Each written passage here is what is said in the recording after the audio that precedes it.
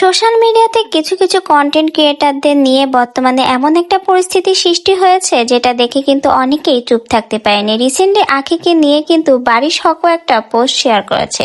বিশেষ করে তারা সোশ্যাল মিডিয়াতে যা শুরু করেছে সেটা দেখে কিন্তু বড় বড় কোনো কন্টেন্ট ক্রিয়েটাররাই চুপ থাকতে পারেনি। তারাও তাদের দিক থেকে বিভিন্ন পোস্ট শেয়ার করেছে। রিসেন্টলি আখি এবং মিথিলা সোশ্যাল মিডিয়ায় যেভাবে নোংরামি ছড়িয়ে দিচ্ছে সেটা দেখে কিন্তু অনেকেই তাদের নিজ নিজ দিক থেকে তাদের মন্তব্য পেশ করেছে। রিসেন্টলি বারিশ হকও কিন্তু একটা পোস্ট শেয়ার করেছে এদেরকে নিয়ে। বারিশ হক তার সেই পোস্টে লিখেছে, নেশাখোর জঘন্যতম যুব সমাজকে ফলো করছে হাজার হাজার মিলিয়ন মানুষ।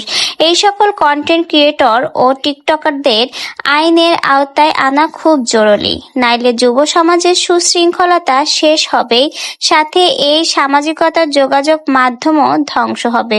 অসভ্যতার শেষ সীমানা ছাড়িয়ে গেছে। একদম ঠিক কথা বলেছে বারিশ হক। যে পোস্টে এদের উদ্দেশ্যে করেছে আমার মনে হয় একদমই ঠিক বলেছে। এরা আসলে অসভ্যতার সীমা লঙ্ঘন করে গেছে। তা না হলে সোশ্যাল মিডিয়ার মতো একটা প্ল্যাটফর্মে কেউ এই সকল নোংরামি ছড়িয়ে প্ল্যাটফর্মটাকে একেবারেই নষ্ট করে দিচ্ছে। আসলে কিছু কিছু পাবলিকের জন্য এখন সোশ্যাল মিডিয়ার প্ল্যাটফর্মটাই নষ্ট হতে যাচ্ছে। রিসেন্টলি কিন্তু আখি এবং মিথিলা সোশ্যাল মিডিয়াকে যেভাবে ব্যবহার করছে আসলে কিন্তু এটা যুব সমাজকে নষ্ট করছে।